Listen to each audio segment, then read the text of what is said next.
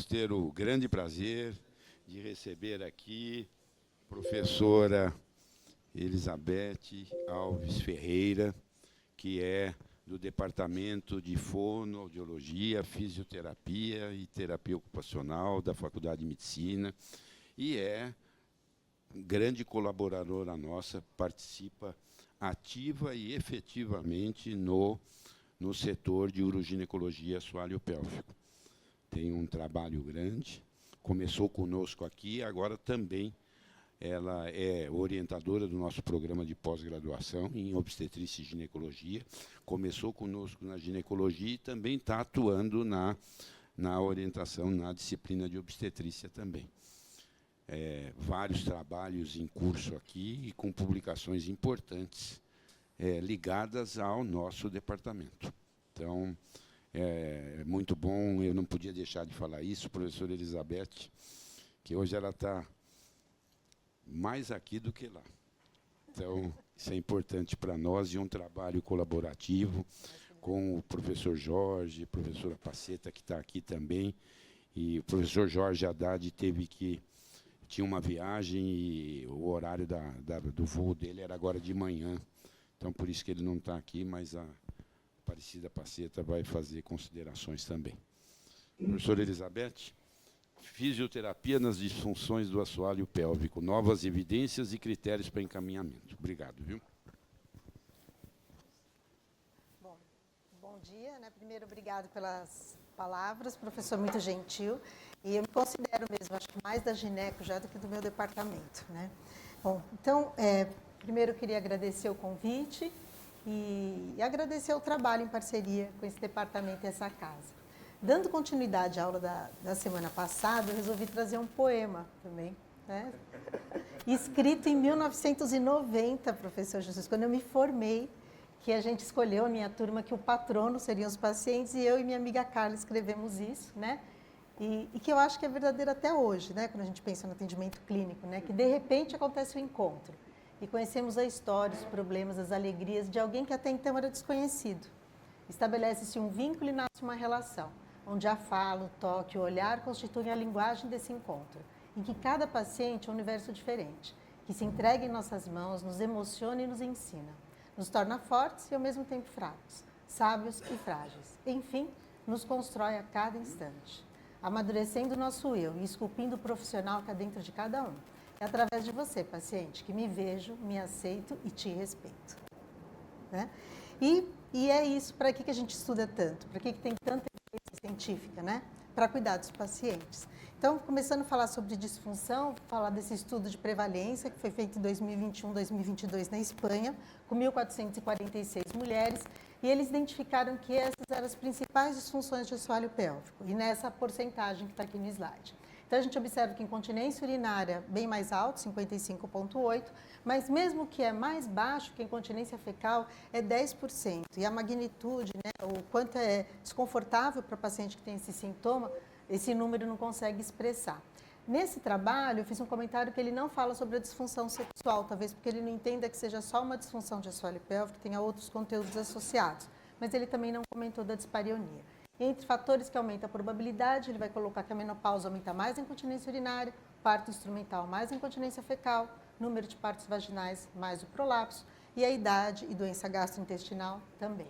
E aí, quando ele traz as perguntas que foram feitas para os pacientes, a gente vê que é muito alta a incidência de coisas que são bem desconfortáveis. Na incontinência fecal, a sensação de um desconforto, de uma bola na vagina e a necessidade de digitalização para urinar. Então, aqui a gente está falando do hábito miccional, que nesse caso está muito ruim. Mas o que é uma disfunção de assoalho pélvico? É toda vez que a gente tem uma alteração dessa função, seja por conta dos músculos, dos ligamentos, de alguma estrutura anatômica, que vai dar esses sintomas intestinais, urinários ou alteração da função sexual e dor ou prolapso.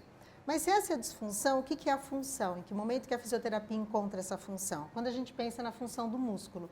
E o músculo saudável, né, ele tem 4 características: contratilidade, irritabilidade, elasticidade e extensibilidade. Então, ele não precisa só de força. Então, o músculo feliz, né, como eu falo para os alunos, ele tem a habilidade de contração, relaxamento e coordenação.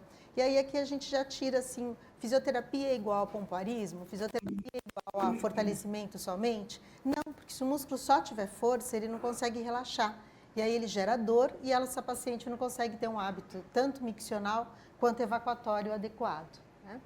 Então, separando a função da disfunção, devo começar de baixo para cima, né? Em relação à experiência de parto, a gente sabe que o parto vaginal, viver é lesivo para o assoalho pélvico, na idade. Toda a gestação, a partir da 20ª semana, ela é lesiva ao assoalho pélvico. E o parto instrumental, ele é mais lesivo ainda. Mas toda mulher pode ter uma gestação, ter um parto vaginal e voltar ao normal. Ela tem essa chance de não ter uma lesão. Mas se ela tiver uma lesão, essa lesão pode ser imediata ou ela pode ser tardia, aparecer daqui a 20 ou 30 anos. E esse é um estudo muito forte, né, quando a gente pensa que essa disfunção que o assoalho pélvico deu conta de arrumar e de trazer para uma função na idade mais jovem, pode virar um sintoma mais grave no envelhecimento. E nesse trabalho, em que a gente também tem a honra de ter uma pessoa do nosso grupo, a Fernanda, né, publicando junto com o The Lancet, que após o parto vaginal, se houver uma lesão do levantador do ânus, a incidência de 1 a cada 6 terá incontinência urinária, de 1 a cada 30 terá prolapso e 1 a cada 10 incontinência fecal. Então, a incidência de lesão do assoalho pélvico, do levantador do ânus no parto, é 15% se for com fórceps 50. Mas o que isso tem a ver com a fisioterapia, né? Que uma das principais razões de lesão no assoalho pélvico durante o parto é o não relaxamento do assoalho pélvico no segundo tempo do parto, no segundo estágio de parto. E aí esse autor, ele fez uma reconstrução que ficou muito boa com ultrassom, porque ele mostra aqui uma situação, agora vamos ver. Funcionou. Uma situação em que há o relaxamento dessa musculatura numa manobra de Valsalva e uma situação em que não há esse relaxamento. Então, quando não há o relaxamento, esse aumento da tensão, ele facilita que tenha uma lesão. E tem estudos que demonstram que a massagem perineal e os exercícios de assoalho pélvico no pré-natal, eles ajudam que essa paciente tenha um segundo estágio de parto de melhor qualidade. Em relação à incontinência anal, eu fiz um apanhado de alguns artigos, mas chama a atenção que os estudos são mais pós-cirurgia coloretal, antes ou pós-parto, sobre constipação, mas ele tem pouca evidência ainda sobre a fisioterapia. E talvez porque alguns desses estudos, esses sintomas se misturam também um pouco. Mas tem um estudo, pensando no nome da aula em novas evidências, que é esse daqui, que ele fala dessa relação do assoalho pélvico com a microbiota. E aí eu resolvi dar um pouquinho mais de destaque, porque eu achei muito interessante. Imaginar que a diminuição, comprometimento da função dos músculos do assoalho pélvico no pós-parto, num período curto, 6 a 8 semanas, interrompe o equilíbrio da microbiota vaginal. E a restauração da função muscular melhora, faz com que a microbiota seja mais saudável. E eu acredito que isso tem a ver com outro estudo que eu vou apresentar para vocês, que fala da circulação do assoalho pélvico, a melhora da circulação com os exercícios de assoalho pélvico. Incontinência urinária, esse estudo que eu falei está nesse item. Por que fazer fisioterapia? Porque uma mulher que se trata com fisioterapia, ela tem 8 vezes mais chance de cura. Então, o nível de evidência é 1A, primeira linha de tratamento, sem nenhum efeito colateral, sem nenhum risco e de baixo custo. 30% a 40% daí a gente pode pensar, mas no consultório eu dou um panfleto para ela, eu ensino ela a fazer a contração. 30% a 40% das mulheres não sabem contrair o assoalho pélvico. E mulheres que tenham informação teórica, técnica. Se a gente pedir agora, contrai o assoalho pélvico, não sei se vocês vão contrair corretamente, mas esse é o ponto, eu não vou saber. Só tem um jeito de saber, avaliando essa paciente. Das pacientes que tenham qualquer disfunção de assoalho pélvico, 70% não sabe realizar uma contração eficaz. E se a gente pensa na realização de panfletos ou uma orientação verbal, 50% dessas mulheres que realizam exercício com panfletos fazem de forma incorreta, porque o primeiro passo é ela entender e sentir o que é essa contração, o movimento dessa contração correta. Quando ela consegue aprender isso, aí ela vai fortalecer e vai ser mais fácil. E estudos demonstram que exercícios supervisionados são mais efetivos na redução dos sintomas da incontinência urinária. Aqui tem um videozinho que mostra um pouco dessa contração. Eu tinha escrito nesse slide assim, a tão sonhada contração, mas depois eu achei que eu estava criativa demais, aí eu tirei, mas é a tão sonhada contração, né? E por que tão sonhada? Porque dela tem esses dois componentes, né? Esse componente de fechamento e de elevação. E é esse componente de fechamento e de elevação que essa paciente precisa aprender. E aí, quando a gente pensa no assoalho pélvico, a gente pensa que não é só a força que ela precisa, como eu falei, mas ela precisa ter sinergia, né? A dissinergia do assoalho pélvico, quando ela precisa contrair, ela faz uma força para fora, que é algo que a Mara sempre advoga, né, sobre. Se é força, resistência, e essa tabela com essas definições, ela é de um artigo muito legal que a gente publicou esse ano, que eu acho que é um artigo muito útil na área, né? Esse é um artigo que a gente publicou no começo do ano, e ele, eu vou até tomar a liberdade de contar um pouco da história dele, porque ele é um tratado, um artigo de terminologia, com 82 termos relacionados ao assoalho pélvico. Ele foi um estudo que a gente fez um levantamento de guidelines, envolveu 22 universidades brasileiras, e a partir do levantamento de vários guidelines a gente selecionou, trabalhou num grupo, fez uma tabela desses termos, fez uma equipe mais ou menos equilibrada de formação nas 5 regiões do país, e a gente foi chegando a um consenso pelo método Delphi para cada uma dessas tabelas e desses termos. Então, foi um trabalho que demorou muito tempo para ficar pronto e que ele ficou muito bonito. E aí a gente define 82 termos devidamente, mas para ter valor a gente tinha que publicar numa revista internacional, né? Então a gente publicou, então a gente traduziu, depois publicou em inglês, traduziu para português e tem um documento pela Abrafism, mas é um trabalho que ficou muito bonito. E aqui ele tem uma definição de dor também, e eu resolvi trazer essa definição porque fala da sintomatologia. Então aquela paciente que ela tem dor de assoalho pélvico é diferente da que tem uma alteração da sensação. Ela sente um peso, ela sente uma queimação, parece que a bexiga pesa, dói quando eu vou urinar, dói depois que eu urino, dói quando parece que a bexiga vai encher. Tem paciente que tem dor, né, com síndrome miofascial de assoalho pélvico com o tocar da roupa, e que às vezes não é dor, é uma alteração da sensação. E deixar isso claro explica um pouquinho do que a fisioterapia faz, que a gente dessensibiliza essa região, a gente vai dando mais informações aferentes para que ela consiga suportar suportar o toque e conseguir também ter uma resposta referente que não seja de dor. Não tem como falar em incontinência urinária se a gente não fala da síndrome geniturinária da menopausa. E aí esse artigo, ele define como algo crônico, progressivo, com sintomas geniturinários e fala da importância do profissional de saúde fazer uma busca ativa na anamnese. Como são sintomas vexatórios, muitas vezes essa paciente não fala que tem. Então, você tem incontinência urinária? Não, não tenho. Aí, mas você já teve algum escape de urina no último mês? Gotinhas. E na última semana? As gotinhas. Quantas vezes na semana? Umas 3 vezes. Ela tem incontinência urinária, porque a definição é qualquer perda de urina, né? Incontinência anal também. É um sintoma que elas não falam espontaneamente. A gente tem que sempre investigar. Você tem algum, né? Tem incontinência de flatos. Então, é importante que esses sintomas eles sejam ativamente perguntados. Bom, quando tratar? O mais cedo possível, porque o sistema musculoesquelético ele envelhece, como tudo na vida, e quanto mais cedo a gente consegue conversar com esse tecido, melhor. Bom, e aí ele vai trazendo nesse mesmo artigo os sinais e sintomas da síndrome geniturinária. E eu acho que a grande definição, assim, quando encaminhar para a fisioterapia, toda vez que o sistema musculoesquelético tiver alguma coisa a ver com aquele sintoma. E aí nessa tabela fica bem evidente, né? Dor pélvica, hipertonia do assoalho pélvico, dispareunia, estenose vaginal. Estenose vaginal não é só o componente muscular, mas o componente muscular ajuda.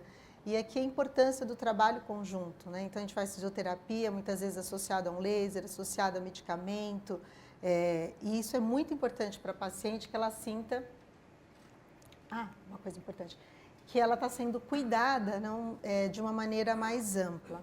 E o controle voluntário e o tônus dos músculos do assoalho pélvico. Então, às vezes a gente tem uma paciente jovem que ela não tem nenhum sintoma de incontinência, mas que ela tem uma contração involuntária de boa qualidade, porque do contrário ela teria sintomas, mas ela não tem uma contração voluntária de má qualidade.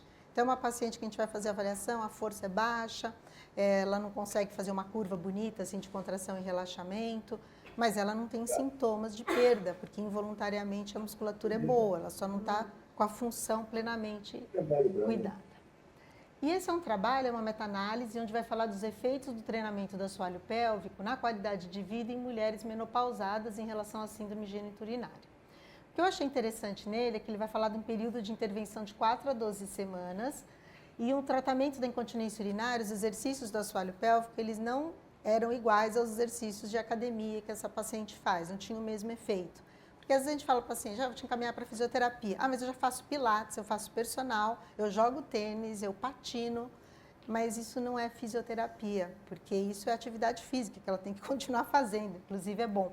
Mas não é a mesma coisa, porque o treinamento muscular, ele é músculo específico. Se eu quiser ter força no bíceps, tem que fazer força no bíceps. Se eu quiser ter força no levantador do ânus, tem que fazer força nele. E essa revisão, ela vai trazer, a partir de 6 ensaios clínicos, 715 pacientes, ela vai listar as intervenções que a gente usa em fisioterapia, né? Então, a gente pergunta, né? Tem colegas que falam, nem sei o que vocês fazem, né? Então, treinamento dos músculos do assoalho pélvico, em algumas pacientes cone-vaginal. O biofeedback, ele pode ser pressórico, e aí quando ele é pressórico é uma sondinha que entra na vagina, essa paciente comprime e vê e vê um gráfico, né? Ou eletromiográfico, que daí tem o disparo da unidade motora. Só que se for de pressão e se ela fizer uma contração no glúteo, ela continua, ela vai ver um gráfico super bonito, mas a contração que ela fez, a gente fala que ela usou musculatura acessória. Então ela precisa prender essa contração. E às vezes ela fala, eu quero fazer, lógico, tem biofeedback, cone, alguma coisa que dá um aspecto mais lúdico, né? As pacientes se animam. Mas esse estudo comprova assim, que nenhuma dessas técnicas ela é superior, porque eu sempre falo isso, né? Não é a varinha do mar, não é a varinha, é o mágico, né? Então não é o recurso, mas se ele for usado dentro de um bom consenso. E esse artigo, ele justifica isso. E esse artigo aqui eu também achei ele muito bonito, ele não é muito novo, mas a grande pergunta, será que fazer exercícios de assoalho pélvico tão simples, será que modifica o músculo? Modifica. E esse estudo, ele demonstra, feito com ressonância magnética, ele mediu o bulbo retal e o ilho coxígeo, a espessura do músculo, e ele conclui que 270 minutos, seja de exercício voluntário, seja de eletroestimulação passiva, modifica o músculo, modifica o formato, ele ganha massa muscular, ele ganha volume. E isso é muito importante quando a gente pensa na idade dessas pacientes. Então, alguns músculos, como o ilho coxígeo, por exemplo, ele perde um pouco das suas fibras no envelhecimento. E como ele tem um formato mais de leque, quando ele perde, ele vai mudando o seu formato e, consequentemente, a sua função. Então, quanto antes essa paciente tem a oportunidade de manter força no assoalho pélvico, é melhor. E 270 minutos, seja de contração voluntária ou involuntária, modifica o músculo. Só que a voluntária, ela tem um outro recrutamento muscular. Ela começa a recrutar as fibras de pequeno calibre para as grandes. E a involuntária, ela contrai tudo de uma vez. E essa é a grande diferença da eletroestimulação para o exercício. E essa é uma revisão sistemática que a gente publicou ano passado, onde a gente resolveu fazer essa mesma pergunta. Será que tem diferença entre eletroestimulação e treinamento dos músculos do assoalho pélvico para incontinência urinária de esforço? E o que a gente viu na literatura, não tinham muitos estudos, 411 mulheres, mas que as sessões variavam muito, né, de 5 a 45 minutos para exercícios e de 15 a 30 para eletroestimulação, de 4 semanas a 6 meses. Então, você vê que é muito heterogêneo os estudos, então a qualidade da comparação não é tão boa, mas a eletroestimulação ela não é superior ao treinamento dos músculos do assoalho pélvico. Então, a paciente fala assim, mas eu queria fazer eletroestimulação, que eu acho que vai ser mais rápido. Não necessariamente, né? A indicação é se ela tiver uma força muito baixa. Bom, e aqui esse estudo vai avaliar um programa de fisioterapia para estenose vaginal. Será que a fisioterapia muda o diâmetro e o comprimento da vagina? E essas pacientes com câncer ginecológico. A gente recebe, às vezes, paciente para atendimento que não suporta o toque de um dedo. E mesmo que ela não queira ter vida sexual ativa, como que ela pode cuidar da própria saúde, fazer um Papa Nicolau? E ela pode querer ou não ter vida sexual ativa, mas ela tem que querer, não ter por dor, né? E esse estudo, ele vai ter 34 mulheres começam, terminam 21, quer dizer, uma evasão grande, 10 semanas, sessões individuais de 50 minutos, e ele trabalhou com massagem e dilatação e exercício. E os métodos de avaliação foi palpação para avaliação da força, medidas de largura e comprimento vaginal com dilatador e questionário para qualidade de vida. Qual foi o resultado?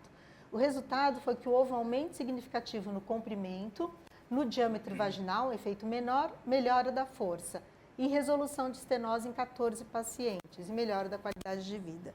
Então, a fisioterapia, ou seja, fortalecimento, não sei se fortalecimento, mas a restauração da função dos músculos do assoalho pélvico também tem esse efeito na estenose vaginal. E aqui eu resolvi trazer essa tabela desse artigo, porque ele vai mostrando um pouco como o tratamento é multimodal. Sendo multimodal, as comparações são mais difíceis ainda. Mas eu achei bonitinho porque ele tinha uma série de coisas e são coisas que a gente faz, e dele fala, por exemplo, os movimentos de quadril. Então, quando a gente trata de disfunção de assoalho pélvico, o quadril é muito importante, o quadril, o tronco, não somente o assoalho pélvico.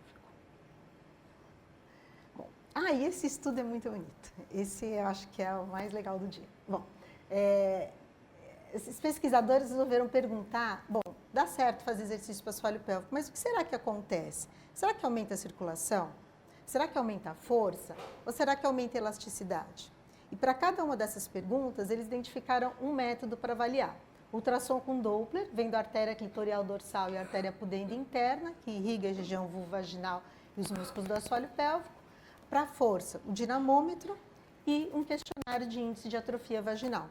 E a intervenção é uma intervenção muito parecida com o que a gente faz no dia a dia, né? 12 semanas, 3 meses de tratamento, uma vez por semana, orientação para fazer exercício em casa, palpação vaginal, treina essa contração sem uso compensatório de outra musculatura, aprende o exercício e evolui nele. E o resultado foi que após a intervenção, tinha um aumento significativo do pico de velocidade sistólica para ambas artérias, em repouso e após a contração. E depois de 12 semanas de tratamento, esse pico tinha aumentado. Então, a contratilidade do assoalho pélvico facilita e melhora a circulação na região. E talvez isso explique algumas outras melhoras que essa paciente tem com o tratamento, né? Na dinamometria, tal qual esperado, aumenta a força e o índice de atrofia vaginal melhorou após o treinamento dos músculos do assoalho pélvico. E aqui eu trouxe a tabela para provar que é verdade. Então, destaquei um pouco esses números.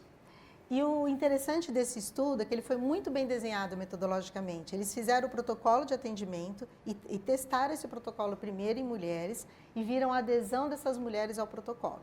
Corrigiram eventuais erros e depois fizeram um estudo que eu comentei anteriormente. Então, isso faz com que a gente acredite mais nos resultados, porque metodologicamente ele foi muito bem desenhado em várias etapas. E aí a pergunta, né, biofeedback, essa paciente, a gente tem uma lógica um pouco errônea da parte dos convênios, que muitas vezes eles reembolsam melhor o paciente pelo número de instrumentos ou de técnicas utilizadas. Então, às vezes o paciente, enfim, mas então alguns colegas médicos já encaminham até com pedido de biofeedback para facilitar essa relação muitas vezes com o convênio. Mas, às vezes a paciente vê lá, pediu biofeedback, então eu tenho que fazer biofeedback, né? E não necessariamente. Esse estudo demonstra que os exercícios do assoalho pélvico isolados ou com biofeedback ou eletroestimulação, todos são efetivos na redução do sintoma da incontinência urinária e na melhora da contração. E os exercícios de assoalho pélvico comparado com outras intervenções, com biofeedback, cone vaginal, treino, não demonstrou diferença significativa. Quer dizer, se o profissional fizer esse músculo, trabalhar do jeito certo, ele pode usar o instrumento que ele quiser. Pelo menos essa é a minha interpretação. E esse outro trabalho, uma foto do Sebastião Salgado, né? E esse outro trabalho vai falar que o biofeedback não tem mais benefícios que outras técnicas terapêuticas. Então, ele é um instrumento a mais de uso, mas ele tem que ser usado da maneira correta. E aqui eu acho que isso é familiar a alguns profissionais, não a outros, mas eu achei que valia a pena comentar, né? Que é como é que a gente avalia a força do assoalho pélvico. E às vezes a gente faz uma avaliação, manda um relatório para um colega. Então, Ortiz, por exemplo, em 94 ia até 5, em 96 vai até 4. E o máximo dessa escala é vencer a resistência contra o dedo do examinador por 5 segundos. Então, essa é uma escala que fala mais da resistência, da força, do que da qualidade da contração. E aí a gente tem sempre praticado, assim, em relatórios, colocar, né, o número e a barra, o máximo dele, porque facilita também para quem recebe. Mas o Ortiz não é a escala mais utilizada que a gente usa, mas a gente usa mais escala de Oxford. E o máximo dessa escala não é força contra a resistência, é a qualidade da contração, que é fechar, é comprimir o dedo do examinador e tracioná-lo para dentro e para cima em direção à sínfise púbica. E aí, pela essa escala, a gente acaba... Como que a gente determina se a paciente vai fazer eletroestimulação, se ela vai fazer uma contração voluntária? Um pouco pela essa avaliação. Se ela tem 0 e 1, ela tem um esboço de contração, às vezes ela tem um esboço porque ela não sabe contrair. Passa mais uma sessão, ela entende e a coisa vai melhor. Mas se ela não tem força, a eletroestimulação é muito bem indicada para os níveis 0, 1 e 2. E dali em diante ela deve ir para a contração voluntária. E aí a gente fala, bom, mas o que é o mais importante da escala de Oxford? Para nós é a qualidade da contração, mas a gente poderia pensar, será que tem um jeito da gente fazer uma avaliação mais simples, é fraca, moderada ou forte? Poderia. E a ICS sugere, então, que se você quiser fazer uma avaliação mais simples ainda, a primeira coisa que você tem que ver é simetria. Se ambos os lados têm mais ou menos o mesmo tônus e a mesma força. E aí a gente fala do assoalho pélvico, mas ele não é uma entidade desconectada do corpo, né? Então, ele tem relação muito forte de função com músculos como ilho-psoas, enfim, músculos do tronco, e isso entra também dentro do tratamento fisioterapêutico e o quadril coobturador interno e os pélvico-trocanterianos. Bom, dor miofacial no assoalho pélvico é comum, infelizmente, né? E o método que avalia os músculos do assoalho pélvico, segundo esse autor, ele era um pouco indefinido, e daí ele propõe um programa de avaliação, um método de avaliação. O que é interessante desse artigo é que ele vai propondo, ele fala assim, bom, primeiro a gente vai encontrar então as referências ósseas, dessas referências ósseas a gente vai para as referências musculares, e aí ele descreve isso com muita clareza. E isso, a gente está sempre no ambiente de ensino, né, aqui na USP, e acho que esse tipo de avaliação é muito legal para os ambulatórios, né, para os residentes que estão chegando, porque aí ele vai construindo essa avaliação e acaba sendo uma avaliação mais completa. Né? E esse trabalho ele vai falar sobre fisioterapia para endometriose. E a pergunta do estudo é se as intervenções não farmacológicas, se elas realmente colaboram para a sintomatologia da endometriose. E aí vai fazer uma meta-análise de 6 estudos e o resultado vai ser positivo para a intensidade da dor, para a qualidade de vida e mais ainda para a subvariável função física. E é isso mesmo, né? Se diminuir a dor, melhora a função física. E aí, por isso que o tratamento em conjunto é muito importante, né? Então, a parte hormonal, que o médico vai cuidar, e essa parte muscular, que o fisioterapeuta vai cuidar. E esse é um estudo que eu trouxe porque eu achei ele diferente. Ele tem um N pequeno, ele vai ter 16 num grupo, 15 no outro, mas ele vai comparar um protocolo, e esse protocolo ele também é de várias ações. E ele vai ter vários desfechos, ele não está preocupado só com a dor, ele vai ver se melhora o limiar de dor à pressão, se melhora a relação com o pensamento catastrófico, se melhora a força abdominal, força nas costas. Então, ele está pensando mais na função de uma maneira mais ampla. E a conclusão é que era eficaz. E era um protocolo de exercício de estabilização, que tinha aeróbico, que tinha resistência, que era bem amplo. Por isso que eu achei ele interessante. E aí a gente foi, bom, a gente atende as pacientes e elas têm uma expectativa. E onde que elas vão procurar as informações hoje em dia? No chat GPT, né? Eu estava procurando algo no Google, meu filho passou do meu lado e falou, mãe, procurar no Google é coisa de velho. Então eu falei, ok, né? E aí a gente fez esse estudo que a gente resolveu perguntar para o chat GPT uma série de coisas. A gente fez um levantamento nos guidelines, nas respostas, e aí a gente foi lá e perguntou para o chat GPT as mesmas coisas. E avaliadores cegos comparavam as respostas. E a intenção é saber o que o paciente, quando pergunta, o que ele ouve e o que ele vem para nós depois de expectativa. E a nossa conclusão é que teve uma inconsistência na avaliação da acurácia das respostas. Ele abre muito o leque e começa a misturar as coisas. Então, por exemplo, medicamento de bexiga hiperativa para incontinência urinária de esforço, aparecia. E essas mesclas fazem com que o paciente tenha expectativa com aquele tratamento que ele procurou, né? Então, eu acho que a gente hoje em dia tem mais um trabalho, que é a parte da humanização e que é a parte também de conseguir baixar a ansiedade, né, do paciente em relação àquilo que ele espera, dos guidelines que ele procurou do jeito dele, né? E esse estudo, eu nem coloquei o resto do estudo porque eu não gostei dele. E por que eu não gostei dele? Porque a hora que eu li, ele tem um N gigante. Eu falei, tá resolvido meus problemas, né? Porque com ND, se que ele falar é verdade. Mas o método é ruim, porque ele compara um tratamento. Uma coisa é uma paciente que ela não tem força muscular, que ela vem no consultório, ela aprende a fazer no ambulatório exercício, e se ela não tem condições de voltar em uma semana e ela continuar praticando aquilo em 15 dias, vai funcionar. E ela volta se ela for muito disciplinada. Mas se ela tiver uma paciente com dor crônica, com disfunção de assoalho pélvico, hipertonicidade, isso não vai funcionar. Porque uma parte do tratamento dela, ela não faz voluntariamente. A gente vai fazer com terapia manual, massagem, aparelhos. Então o resultado vai ser ruim. E a proposta de tratamento deles é um atendimento quinzenal com 5 encontros, 5 ou 6 encontros. E aí o resultado é ruim, mas eu achei que o método não condiz com o modo de tratamento. Se fosse para uma situação de continência urinária ou fecal, eu acreditaria mais, né? E as pessoas não são iguais, né? Essa é uma foto do Museu de Lausanne, são todos referência, né? Campeões mundiais de algum esporte, mas com diferentes formas físicas. E isso faz muita diferença também nas pacientes que a gente atende, as diferentes formas físicas e o esporte que elas praticam. Então, esporte é bom, mas algumas praticam alguns esportes que são mais agressivos para o assoalho pélvico. Crossfit, corrida em demasia, né? Correr ok, mas correr um volume muito grande de quilômetros. Acho que mais levantamento de peso, corrida. Tênis é bom, mas tênis demais também não é bom. Mas é importante também que a gente considere isso quando trata delas. E esse estudo ele é muito bonitinho, porque ele vai falar da evolução e do tratamento da vulvodínia.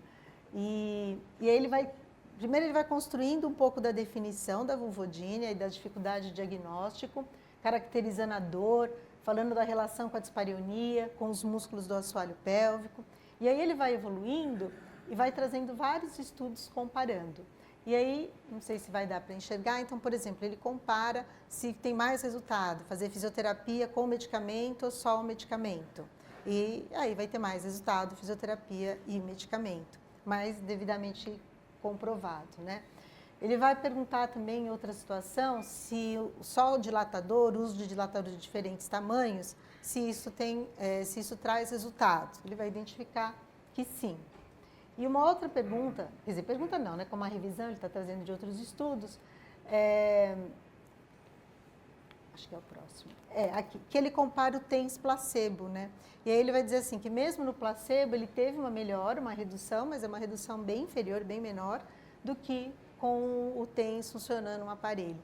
E aí falando do TENS, eu lembrei de um trabalho que não tem a ver com esse tema agora, mas que é sobre, a gente sempre pergunta, né, será que a eletroestimulação do tibial tem algum resultado? E fizeram um estudo muito bonito, eles fizeram ressonância magnética do cérebro durante o uso do tibial. E a pergunta não era se resolvia ou não, mas era, será que uma eletroestimulação tão distal tem alguma ação no sistema central? E tinha. Então, é um estudo muito bonito, assim, porque ele vai comentando que esse controle talvez o efeito seja maior que a gente imagina, né? E aqui também um trabalho com estudo multimodal. Você vai elencando esses estudos. E aí eu vou para esse trabalho aqui, que é um trabalho mais antigo, mas que eu acho que ele tem o mérito de pegar a escala visual analógica de dor e transformar isso numa tabela. Daí ele vai falar, olha, a gente pode, nesse exame digital, com essa graduação, eu posso ter essa representação que a paciente fala. E isso é muito importante, porque quem tem dor crônica, ela começa a ter uma interpretação da dor que já está viciada e que é diferente. Então, ela tem uma hiperalgesia. E quando a gente consegue entender o que é a dor dela, de que tamanho que é essa dor, uma parte do tratamento é que ela remodule a dor. Então, exercício em disco proprioceptivo, exercício de assimetria de quadril, e ela vai começando a perceber a região em outras situações, né? E aí ele tem uma definição que eu acho bem interessante, que ele fala assim, como é que a dor piora? Então, vai falar assim, no começo a gente tem um estágio neuromuscular, você tem uma lesão da fibra, com liberação de neurotransmissores, agentes tróficos, substâncias inflamatórias. E depois disso, você tem uma isquemia muscular com uma atividade elétrica espontânea. E isso vai resultar numa hiperatividade dos nossos receptores. Então, a dor gera dor, mesmo sem nenhum estímulo.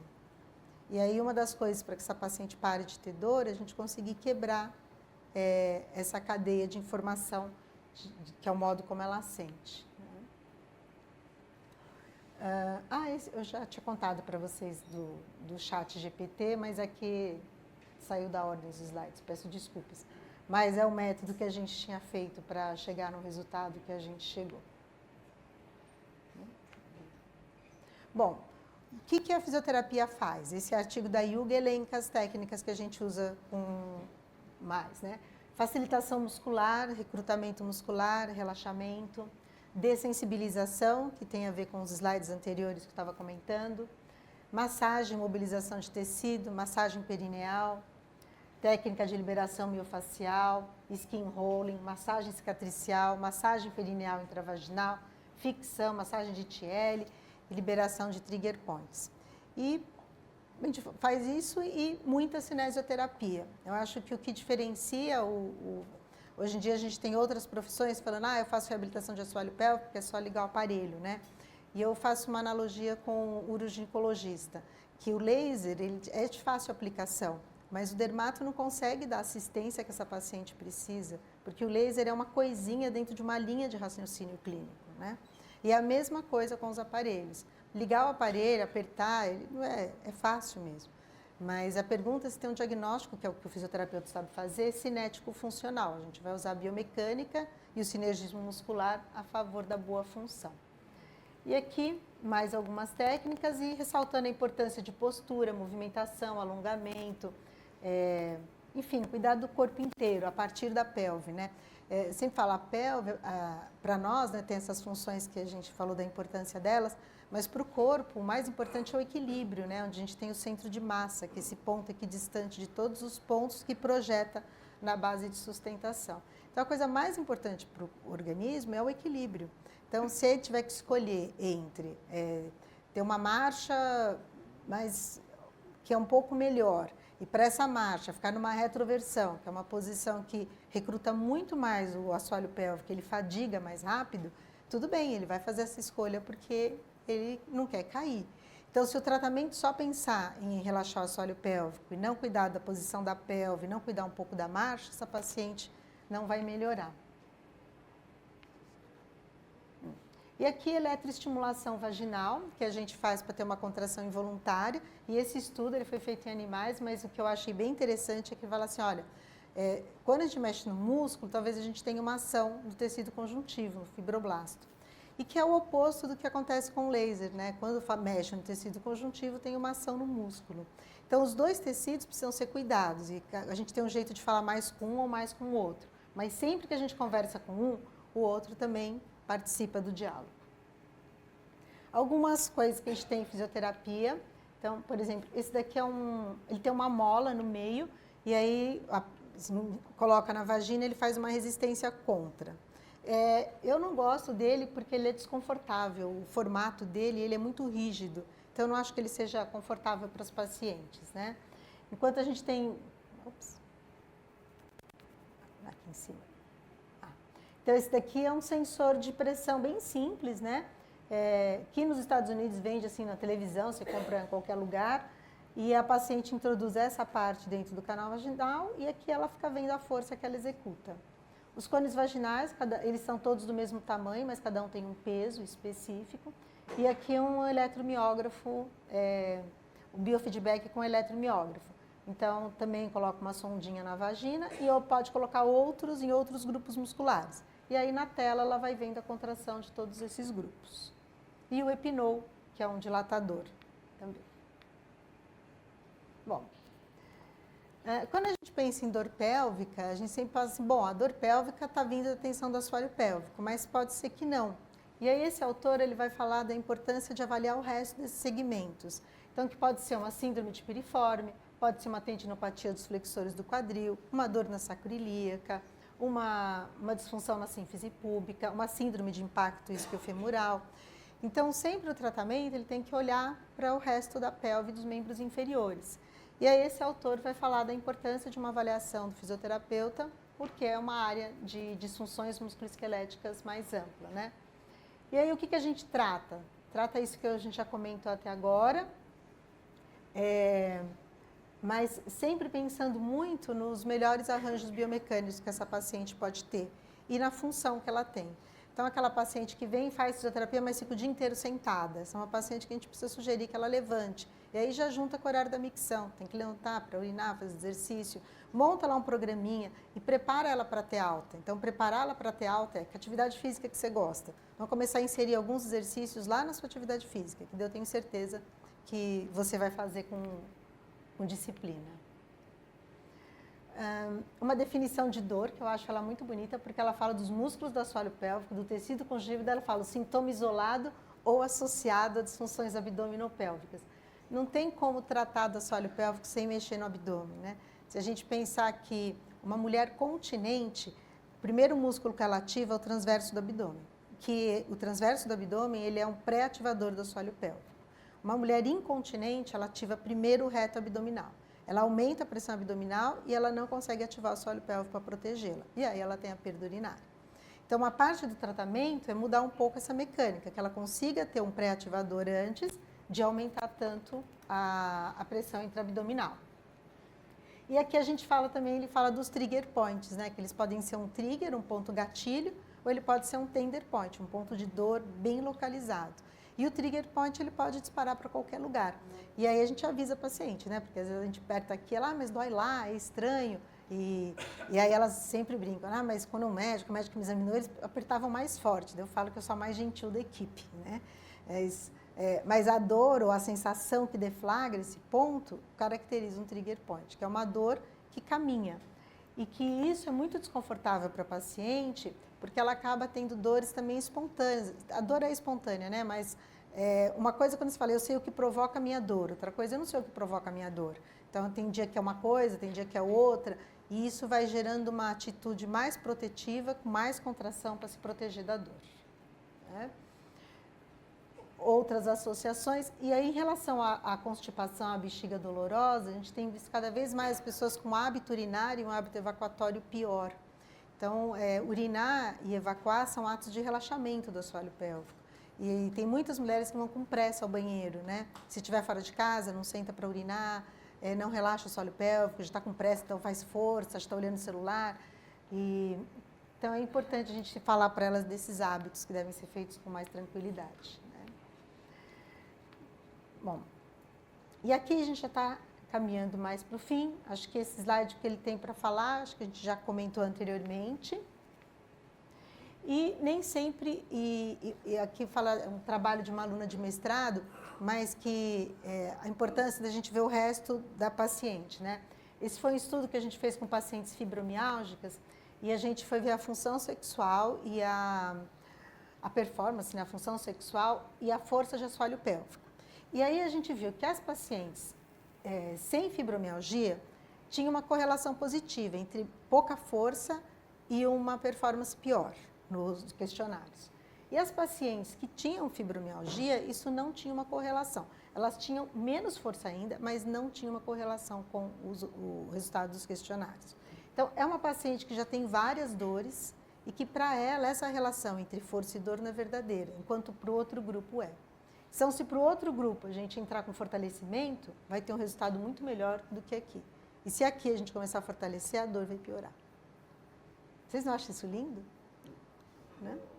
Eu acho.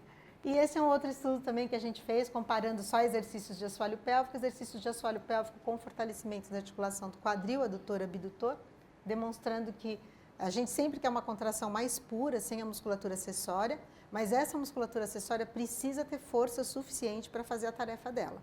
Então, não é que ela não deve fazer força, ela deve, só não precisa ser exatamente no mesmo momento, né? E aqui algumas perguntas que a gente tem tentado responder aqui com os estudos dos alunos e no ambulatório. Então, para a bexiga hiperativa, será que a eletroestimulação vaginal é melhor do que a eletroestimulação do tibial? E esse estudo de uma aluna demonstrou que não, a diferença era uma micção dia, que clinicamente não tem significado, e tem mais custo, mais chances de infecção, então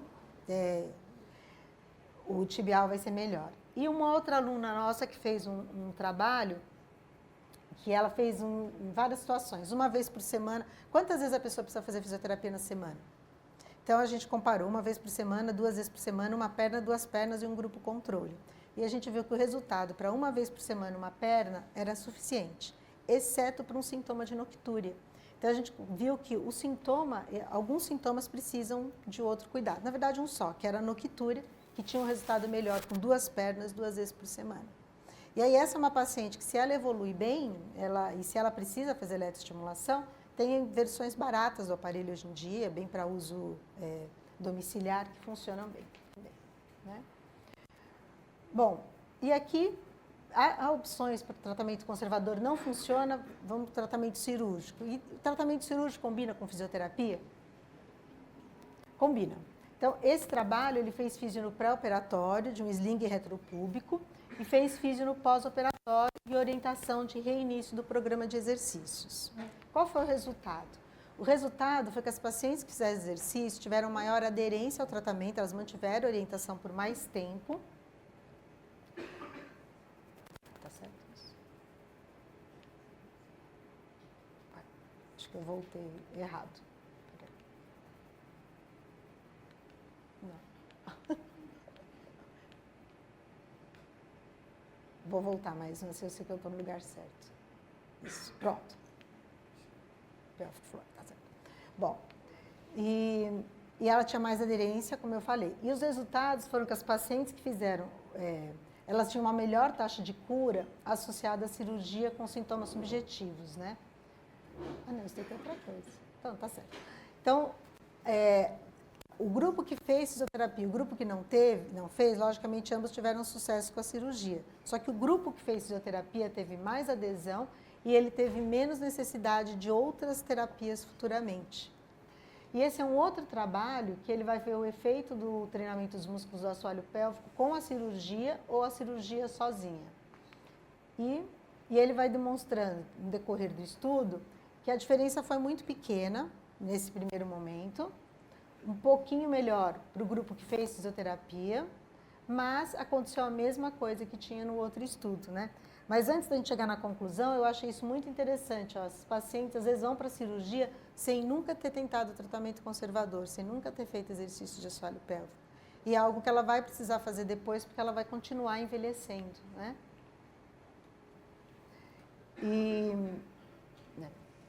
Isso. Então, a terapia comportamental e o treino dos músculos do assoalho pélvico associado à cirurgia, contra a cirurgia isolada, teve uma pequena diferença estatisticamente, do ponto de vista estatístico, mas que não era significativa do ponto de vista clínico, mas houve uma diferença em relação à adição de terapias futuras. Então, isso pode potencializar o resultado, uma vez que o músculo ele só vai melhorar fazendo exercício. Então, qual o papel da fisioterapia no pós-operatório? Melhorar a função, da longevidade do procedimento, e melhorar eventualmente dispareunia e garantir que essa paciente ainda tenha controle voluntário, né?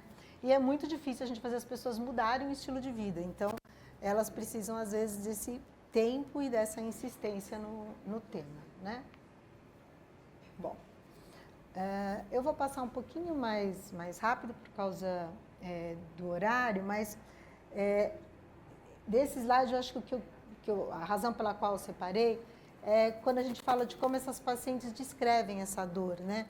E como é importante a gente ter um tempo para ouvir essa descrição. Porque elas fazendo a descrição, elas também vão tomando a percepção do que ela sente e de como ela reage ao que ela sente.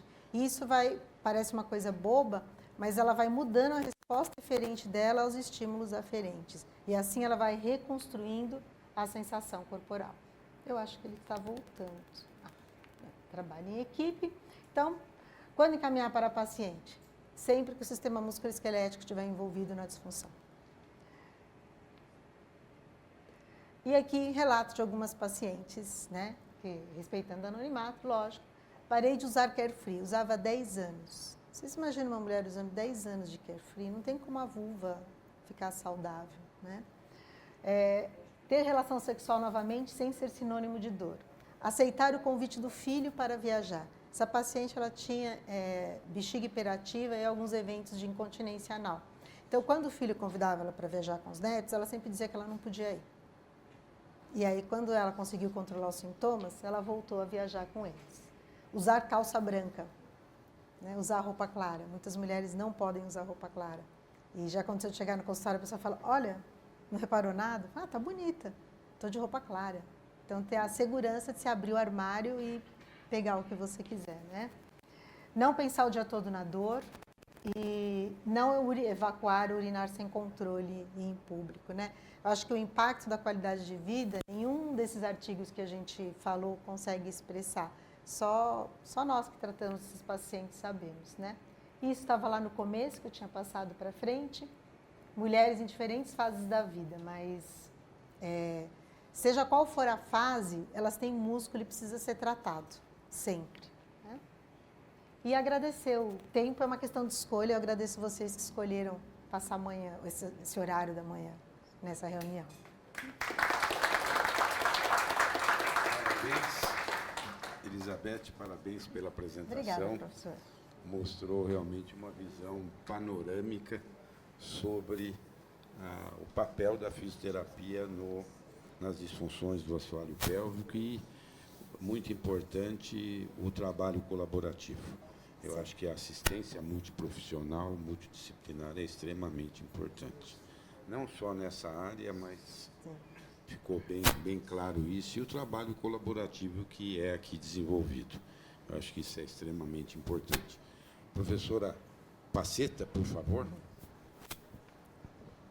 Bom, Beth, em primeiro lugar, parabéns. Obrigada. Foi uma apresentação lindíssima. Eu sempre falo que fisioterapia é uma arte, medicina é uma arte, mas a fisioterapia é uma arte. As fisioterapeutas do assoalho pélvico têm um saber incrível, eu acho que deu para a gente perceber aqui. Tem uma sensibilidade também, mostrando as imagens do Salgado, né? Então, tem a ver. E eu queria dizer que não existe restituição da anatomia sem restituição de função. Elas andam juntas. Então, se você fizer o melhor procedimento do mundo e a cirurgia per si, ela não restaura 100% da função.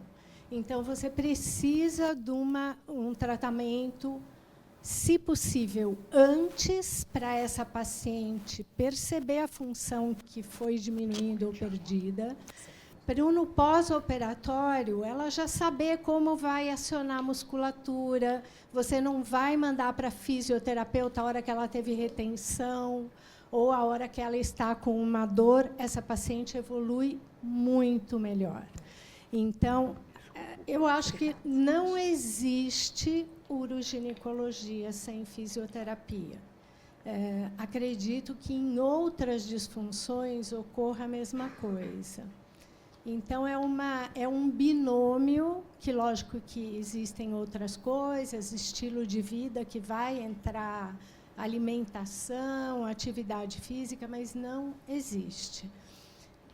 A semana passada, eu estava dando um módulo na pós-graduação do Sírio, da parte de coloprocto.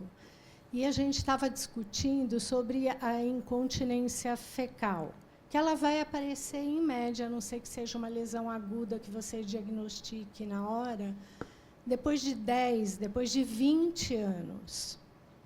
Então, essa paciente parece que está ok ao longo do tempo, ela vai perdendo essa função. Se não seria interessante, no pós-parto, a Fernanda, inclusive, está estudando isso com o Delance, já ter um acompanhamento preventivo, pelo menos uns 3 meses pós-parto, de restaurar essa função para essa paciente recuperar o que é possível. Existem outras coisas de conhecimento. A anatomia ela tem mudado pouco, mas o conhecimento da função muito. No exemplo do estudo da Fernanda, por exemplo, com o Delance, a membrana perineal, que a gente achava que não é nada. E na fisioterapia você consegue ativar, restaurar uma parte funcional. Então, eu queria deixar aqui em público, primeiro, a necessidade fundamental da ação conjunta da fisioterapeuta. e parabenizar você pelo estudo. E já me perguntaram aqui, mas o fisioterapeuta também atua em disfunção de prolapso? Sim, melhora pelo menos 1 grau. Então, se a paciente tem um grau 4, ela vai para a cirurgia com 3, vai com tecido melhor, e depois ela restaura a função. Então, em tudo que é a nossa área de atuação, a fisioterapia ajuda. Então, queria agradecer demais vocês com tanto saber. Agradeço as palavras, né? E com o apoio do professor, agora a gente tem um ambulatório, né, de disfunção perineal pós-parto. Temos inscritos o Celso, Gustavo, Sérgio Podigaek, Sérgio Ribeiro e Alcione. Bom, primeiro eu queria Sim, te parabenizar demorou. pela quantidade de estudos que você trouxe e pela diversidade dos estudos. Obrigada. Eu teria 2 questões. O professor já falou que tem tanta gente inscrita, acho que ele não vai permitir eu falar. A segunda, se permitir, seria interessante. Pode fazer. Primeira, obrigado. Breve. A primeira seria sobre mais um estudo, que é um estudo muito bem dirigido, feito na Unicamp com o grupo de fisioterapia do assoalho pélvico. E eles selecionaram pacientes que tinham incontinência urinária, mas todas pertencentes à síndrome urogenital da menopausa. E dividiram em 3 grupos, e um grupo fazia somente exercícios do assoalho pélvico. Um segundo grupo fazia somente estímulo com radiofrequência microablativa para estimular colágeno da área vaginal. E o terceiro estudo associava os métodos. Eu vi você associar os métodos com cirurgia. E foi interessante que todos deram resultados, os sozinhos, mas que o que teve significância estatística da melhor atuação foi a associação da radiofrequência com o exercício. E eu tenho feito isso, e isso daí é uma coisa muito interessante. É do grupo da Cássia, né? Da Cássia, isso, do Luiz, da Glaucia. você conhece isso Sim. tudo, então ele é bem interessante. Então, o segundo, que aí vem a pergunta, é uma paciente que eu recebi, é uma paciente que não vinha há muito tempo no consultório, uma senhora de 81 anos. E ela vem apresentando, de um ano para cá, uma dificuldade, ao contrário do que foi colocado, da perda anal de fezes, né? Ela vem apresentando uma dificuldade para evacuação. E isso daí foi se somando, ela chegou a ter melena e chegou a ter uma hematoxia importantíssima. Precisou ser acolhida num pronto-socorro. Daí começaram a pesquisar e, através de um DEFECO, uma ressonância magnética pelo método de DEFECO, que eles chamam, que eles põem uma fralda e a paciente é colocada o gel de contraste com a ressonância magnética e ela tem que defecar durante o exame. E o que aconteceu? Que ela não conseguiu fazer essa defecação, mas eles observaram uma desinserção, que eu achei muito interessante, de um dos músculos, o esquerdo, do reto púbico. E foi dado, uma das opções foi a cirúrgica e a outra foi a fisioterapia. Eu pergunto, que fisioterapia? Porque se houver desinserção, você vai fortalecer o esquerdo ou você fortaleceria outros músculos do assoalho pélvico para ajudá-la nessa defecação, levado em consideração a idade e a dificuldade da cirurgia. Pode encaminhar para o consultório dela. Sim. E manda o Pix para ele também. A gente tem um grande número, alta, né, a estatística de pessoas que têm uma desinserção, uma avulsão do levantador do ânus. Se for de poucas fibras, você tem uma substituição pelo tecido conjuntivo, que o tecido muscular não vai se refazer. Quando a gente tem uma pessoa que tem uma constipação crônica, a gente tem tido cada vez mais mulheres com dificuldade de evacuação, tendo que usar a digitalização, porque ela, não, quer dizer, tem tudo, né? Tem alimentação, tem atividade física, sempre um conjunto. Mas do ponto de vista muscular, muitas vezes ela não tem relaxamento. E a função do músculo é contrair e relaxar. Então, por exemplo, eu estou com uma paciente no consultório, ela falou, o colo prócto falou que eu tenho muita força, por isso que eu não consigo evacuar. E ela tem um AFA 1. Ela não tem força, mas ela tem porque força é diferente de tensão. O que ela tem é uma grande tensão, ela tem um tônus muscular aumentado, mas ela não tem uma contratilidade muito forte. Então, muitas vezes a gente vai diminuir o nível de tensão dessa paciente, ensinar ela a contrair e relaxar, e ela depois ela vai precisar ganhar força. porque ela às vezes não consegue evacuar por isso. Ou pode ter uma obstrução, outras coisas, né? Mas tem também um bom diagnóstico médico, a parte muscular, eu acho que essa é a linha de pensamento. Gustavo. Beth, parabéns. Obrigada, Gustavo. Na minha trajetória de medicina translacional, a gente aprendeu que, na verdade, você depende fundamentalmente de outros saberes, né? Então, a gente participa muito com a biologia molecular, com os bioquímicos, e isso se acopla à medicina. Eu acho que o professor, na verdade, é uma pessoa que tem muita visão e ele identificou você, que seria uma pessoa extremamente importante para o departamento nessa questão da interdependência, né? E você está mostrando para a gente aí o seu trabalho. Parabéns, você sabe que eu te admiro muito e admiro o grupo de vocês por causa disso. Mas a pergunta minha que eu tenho é com relação à questão do envelhecimento e as fibras musculares. Porque, assim, tem um limite de ganho que você pode reverter? Porque, na verdade, algumas pacientes, como essa, por exemplo, de 80 anos, eu não sei o que aconteceu, eu não sei o que ela tinha de fibras musculares antes. Tem um limite para você conseguir ajudar essa paciente ou depende um pouco do passado dela muscular? Tem vários estudos demonstrando que a sarcopenia é um problema também, né? E como ela vai aparecer com o envelhecimento, você vai perder fibra muscular em no corpo inteiro. Então, sim, a idade é um problema. É uma pessoa lúcida, então a gente tem pacientes que não têm mais lucidez, e isso é um pouco mais difícil também para o tratamento, porque sempre para você ganhar força, você precisa dar um estímulo repetitivo, muitas vezes. Então, o paciente fala assim, quantas vezes eu preciso no consultório? Você vem o tratamento é 3 vezes por semana, uma comigo, mais 2 na sua casa. Porque se ela não tivesse entrada de informação para a fibra muscular, a fibra não vai ganhar força. Se ela for mais velha, ela vai precisar talvez fazer mais vezes de menos intensidade para controlar a fadiga, né?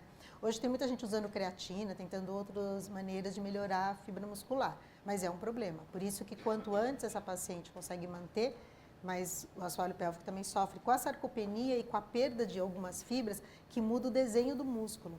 E isso é um problema, porque vai mudando a arquitetura dele, né? Tem um estudo muito bonito que eles pegaram vários níveis de prolapso e eles foram fazendo imagens de mulheres, de ressonância com ou sem queixa. E aí, no final, eles fazem os desenhos, eles vão com os modelos que tinham. E é evidente, as que tinham o ilho coccígeo mais deformado são as que têm mais severidade no prolapso. E esse estudo que fala que acima de 30 graus do ilho coccígeo é um problema. Sérgio, que tem experiência em endometriose e a fisioterapia, né, Sérgio? Sim, Beth, obrigado pela aula, parabéns pelo cuidado que teve de mostrar tanta literatura.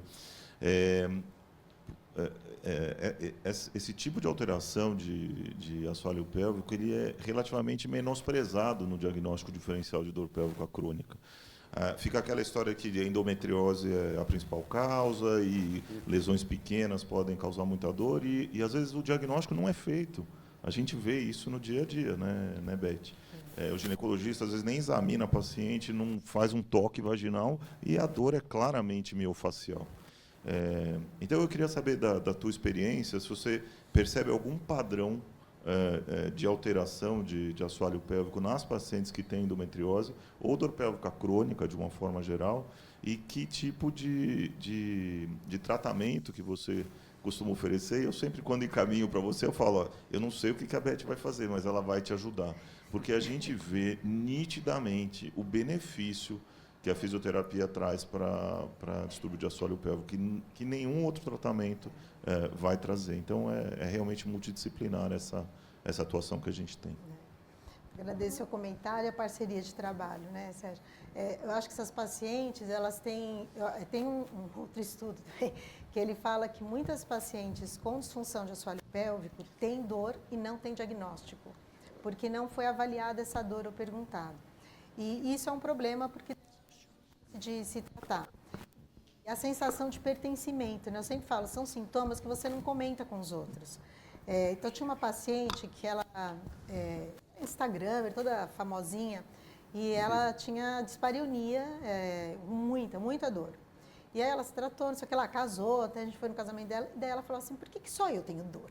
Eu falei, olha, você está tendo tanto encontro com as suas madrinhas e amigas, coloca o tema um dia que estão só vocês, pergunta quem mais tem dor. Eu brinquei com ela, aproveita e dá o endereço do consultório, né? E aí ela descobriu que várias amigas tinham dor. Então, é um sintoma solitário, que essa paciente não comenta, ela acha que ela é o problema. Isso atrapalha o relacionamento, né, com o parceiro. Então, acho que a consulta ginecológica, quem é o clínico geral da mulher é o ginecologista. É nele que ela confia, nele ou nela, né? Mas é verdade. Então, se ela vai, se ele pergunta, você tem tido dor na relação sexual? Você está com algum desconforto? Escolher as palavras, sabe? Você está tendo algum escape de urina? Um sujo na calcinha recentemente? Ela tem uma oportunidade de ser tratada. E eu acho que isso faz muita diferença na vida de uma mulher, né? E os diagnósticos, infelizmente, a gente vê, né? Você é um super, né? Mas tem muita gente que dá um diagnóstico de endometriose e opera sem necessidade, a paciente fica muito frustrada depois, porque ela continua com dor. Pior até, né? E a cirurgia para as pacientes vira uma coisa assim, é o dia que minha vida vai mudar, né? Eu vou sair de lá, não vou mais ter dor, eu vou sair de lá, nunca mais vou ter nada. E é muito frustrante. E daí geraram uma série de problemas, né? Sérgio Ribeiro, por favor. Beth, parabéns. A gente tem hoje em dia a gente não tem dificuldade de encaminhar pacientes para fisioterapia. Elas vão. A dificuldade que a gente tem é fazer com que elas mantenham o tratamento fisioterápico. Então, a minha pergunta é, a maioria das pacientes que a gente encaminha, depois de alguns meses, elas descontinuam a fisioterapia, quer seja no consultório, no seu consultório, de qualquer fisioterapeuta, ou na casa delas. E até no ambulatório também. Então, mesmo, independente de custo, independente de qualquer coisa, porque muitas pacientes não acham isso uma coisa agradável no longo prazo. Sim. Então, duas perguntas. Sim. Depois de quanto, por exemplo, numa incontinência urinária mista, numa incontinência urinária, se ela descontinuar o tratamento com você, depois de quanto tempo ela vai voltar a ter os sintomas? Ou ela tem algum ganho, ou ela fica com algum ganho? Fica. E a segunda, o que você faz para elas não descontinuarem o tratamento, né? Primeiro eu faço o curso de simpatia, né? Essa aula é importante mesmo. Encanto. Eu acho que compartilhar a meta. Então, você sabe que a adesão é um problema na fisioterapia. A maior parte tem adesão no início do tratamento, umas 4 sessões, 5 sessões. Então, se você compartilhar com ela a nossa meta hoje, que você vai sair do consultório, vai sair do ambulatório, entendendo o que é contrair e relaxar. Você está vendo que você está contraindo, fazendo força na barriga, no bumbum? Essa é a meta. Se ela tiver essa meta e ela faz em casa, ela sente que melhora, então a gente consegue uma adesão boa por 3 meses, que é o tempo onde você tem uma transformação da fibra muscular. Dali em diante, ela continua fazendo. Tem estudos que demonstram que se você melhorar, aqui é uma pergunta, para você continuar ganhando a fibra, você tem que continuar fazendo exercício. E as pessoas que não fazem, o que acontece? Muitas vezes aconteceu uma alteração do recrutamento muscular. Então, essa paciente ela teve um ganho de coordenação em que ela usa mais vezes da maneira correta o tempo inteiro. Então, ela vai manter o resultado por muito mais tempo. Outras, não. Então, respondendo mais objetivamente, né? Adesão, garantir que ela é sua pelos primeiros meses e tenta fazer com que ela aprenda o mais importante naquele período. Mesma coisa que a gente faz aqui no ambulatório. E dali em diante, se ela melhorou, ela continua. Teve alta, eu falo, pelo menos daqui a 1 mês, passa aqui, daqui a 3 meses, manda uma mensagem, senão eu escrevo, como é que você está, não sei o quê. Para ela, só de ouvir o seu nome, ela já começa a fazer exercício. As do ambulatório também, a gente liga e faz a mesma coisa. Mas é um problema, mas é que nem atividade física regular. A saída, eu acho, que é você conseguir juntar isso na atividade que ela faz. Então, todo dia, quando você for fazer o Pilates, você vai lá fazer exercício junto. Alcione. Beth, muito boa a explanação Obrigada. sua.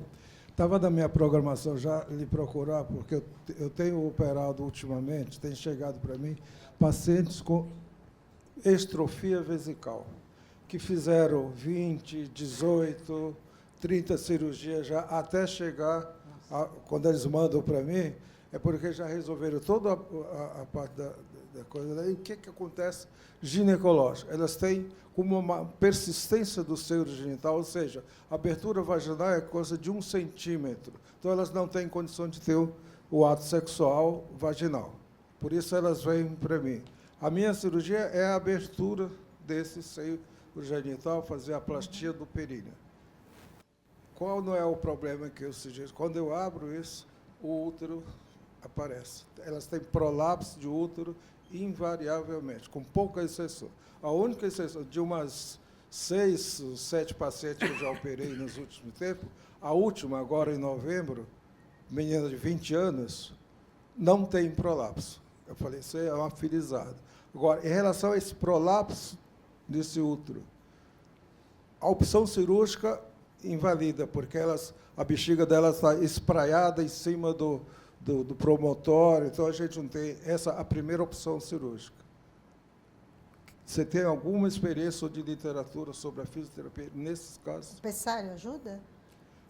O pessário fica difícil porque, normalmente, nessa cirurgia, a gente faz uma amputação também do colo, porque o colo é o primeiro que produz, pelo menos para o útero ficar não muito para fora. Então, a gente faz a amputação do colo. Fica mais difícil para o pessário. Já foi falado isso para mim, pela URO, e a dificuldade é essa. Porque, às vezes, a combinação, né, de fazer a fisioterapia para cuidar da função muscular e usar um pessário para fazer uma contenção, né? A associação das duas coisas talvez resolva melhor, né?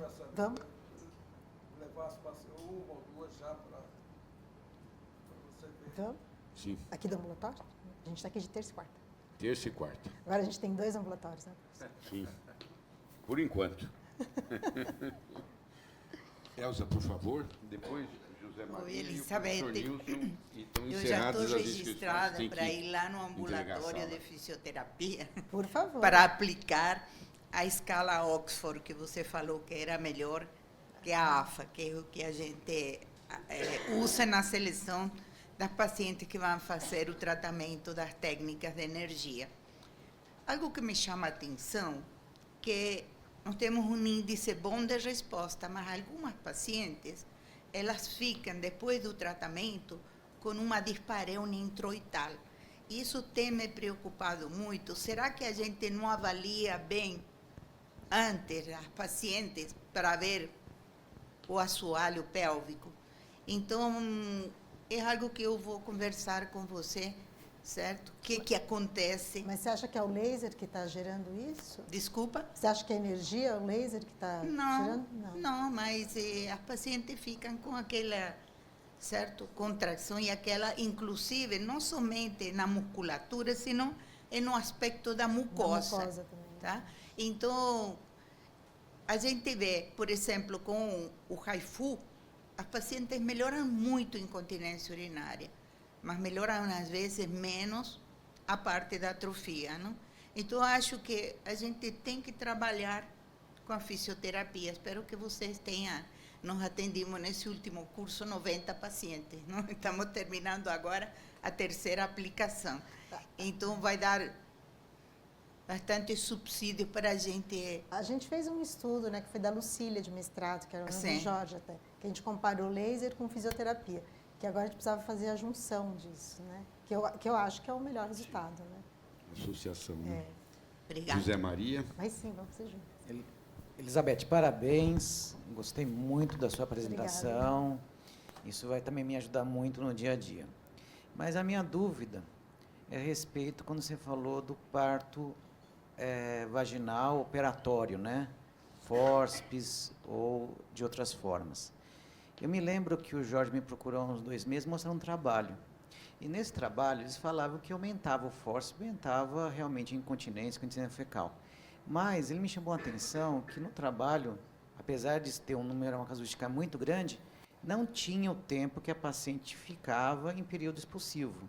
Ou seja, que a cabeça ficasse lá comprimindo e fazendo uma hipóxia na região, na musculatura. E aí, eu me lembrei de um outro fato que aconteceu em 2018, que eu fui no Congresso Internacional de Adolescência, que foi no Acre. E aí eles mostraram na capital que o número de EPIs naquele ano foram só 2. Aí não tiveram nem fórceps. E o que chamou a atenção, pegando adolescentes de 15 a 19 anos, eles tinham um índice de incontinência fecal de 25%. E aí, nós temos um problema nas informações e trabalhos científicos. E você mostrou muito bem inteligência artificial. O problema da inteligência artificial é o banco de dados, é o que ele tem disponível. E hoje, Você vê, se já temos dificuldades de analisar um trabalho, imagine analisar a internet e trazer coisas confiáveis. Então, eu queria que você desse a sua opinião a respeito disso. Quando a gente vê 25%, né, de incontinência fecal em jovens, é muito triste, né? Esse ambulatório de disfunção perineal pós-parto, que a gente começou com o apoio do professor, junto com a Fernanda, é um lugar assim, que a gente trabalha, mas que ele é um lugar mais triste, né? Porque acaba com a vida de uma mulher por um bom tempo. Então, eu acho que é um tema que a gente precisa discutir, que ele é muito amplo, porque ele tem a ver com o treinamento também dos residentes, tem que treinar a EPIS, tem que treinar muita coisa. Hoje em dia tem um policiamento maior, né? E a paciente é leiga, ela também acaba tomando posições com muito menos informação. É muito complicado. Mas que a gente, assim, que a instrumentalização do parto aumenta a lesão, aumenta. Se não for imediata, a longo prazo. Mas é uma conversa bem complicada, porque também não fazer nada e permitir que a lesão aconteça, né? Então, treinar a correção na hora do parto. Mas esse é um tema e que eu vejo as mulheres tendo filho cada vez mais velhas. Então, o assoalho pélvico também mais velho. E aí, né, a gente estava no HU, tem o estágio lá da graduação, uma paciente falando assim, na minha carta de parto eu quero colocar que não quero toque anal. E a gente estava explicando para ela que se acontecer uma lesão, é o toque anal que salva ela, porque daí o médico vai fazer a correção na hora. Então, acho que tem 1000 coisas, trabalho de educação, a educação com os nossos alunos, mas também com as nossas pacientes, né? Tem muito serviço pela frente. Né? Os excessos não são bem-vindos, né? Nunca, né? Nunca. Eu cheguei a ver casos que não fizeram nada, nem EPIS, não fizeram nada, onde tinha lesão de bexiga, lesão de vagina e de reto. Nossa. Uma verdadeira cloaca, casos de um amparo maternal. E mesmo algumas colegas, né, de fisioterapeutas falam assim, se fizer fisioterapia não faz EPIS. O paciente pergunta, se eu fizer, falo, não sou eu que vou fazer seu parto, eu não posso te prometer uma tomada de decisão da EPIS, da proteção do período. Quem está lá, que você tem que escolher um médico, uma médica de sua confiança. Sim. Né? E acreditar que essa pessoa vai fazer o melhor por você. Então, é bem complicado. Né? Professor Nilson, por favor. Eu queria te parabenizar. Eu acho que esse aspecto multifatorial é muito importante, né? Você colocou uma coisa para o Zé Maria fundamental, que na época que eu fiz a residência, primigesta idosa é quem tinha um parto acima dos 28 anos. Na minha época era 28, na sua era 24, a senhora, né? Aí o que acontece? Hoje, isso não existe mais. Então, o aumento da idade faz... Quando a gente olha a idade leva a problemas crônico-degenerativos. Né? No caso da mulher, exacerba mais ainda. Né? O déficit estrogênico vai diminuir muito a questão de irrigação, que é um ponto importante. Uma mulher com 40 anos, a produção de testosterona, que é o hormônio mais o hormônio em maior concentração na mulher do que o estrogênio, que ele é em nanogramas por dl, e o outro é em picogramas. Também diminui. Uma mulher de 40 anos produz 50% a menos de testosterona do que ela mesma produzia aos 21 anos. Aos 70 anos, é 77% a menos. O Etienne Balian mostrou muito bem que o hormônio de crescimento reduz, sulfato de dehidroepiandrosterona reduz muito. Nós temos uma diminuição de colágeno muito importante, né? Diminui a gordura subcutânea. A partir dos 45 anos, mulher e homens começam a aumentar a gordura visceral em detrimento de redução da gordura subcutânea. Por isso que um bebê tem aquele faces bonito, uma adolescente bonita, e a gente, à medida que aumenta a idade, né? O bigode chinês, uma série de coisas, um enrugamento da pele, né? Mesmo ela sendo obesa, por incrível que pareça, né? Então, na verdade, as coisas são de multiplicidade. E você tocou num ponto muito importante, que é uma área que eu estudo muito, que é a sarcopenia, né? Então, o que eu observo? Uma mulher que fica acamada, com mais idade, ela aumenta muito a chance de incontinência urinária de esforço. A gente vê incontinência fecal nessa fase. Não? Uma pessoa de 28 anos, uma pessoa de 30 anos, 28 dias acamada, perde meio quilo de músculo entre braços, não, apendicular, braços e pernas. Uma de 50 anos, 10 dias acamada, perde 1 quilo, o dobro. Uma de 70 anos ou mais, 3 dias acamado, perde 1 quilo. Então, e nós não estamos fazendo nada nessa fase. E a associação de tratamentos realmente é o ideal, né? Não é só energia, não é só a fisioterapia, não é só aspecto cirúrgico, às vezes a associação. E, lamentavelmente, como cada um de nós fica num compartimento estanque, a gente pensa naquilo que a gente faz e não pensa na associação. E o envelhecimento, ela exige essa associação, porque hoje a mulher está... As crianças que estão nascendo agora devem viver um pouco mais de 100 anos. Né? A longevidade vem aumentando muito, e nós temos que pensar na qualidade de vida dessas pessoas a longo prazo. E lembrar que, no início do século XX, a mulher que tinha incontinência urinária, onde que ela ficava? Ela não saía, né? Ela ficava em casa. Então, esse é um aspecto muito importante, né? Qualidade de vida com um melhor tratamento e associação de tratamento. Então, queria te parabenizar pela apresentação. Obrigada. Muito bom. Bem, nós vamos encerrar. Os estudantes querem, os doutorandos querem fazer alguma pergunta? Não. Tá bom. Só fazer um lembrete. Pois não.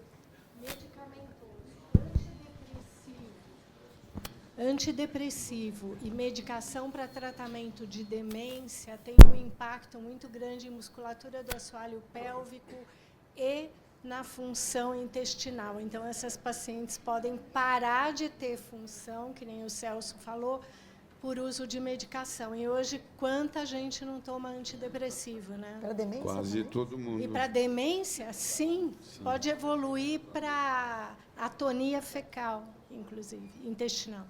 Muito bom. Bem, professora Elizabeth, mais uma vez, obrigado, Obrigada. Parabéns e continuamos juntos. Sim. Obrigado, viu?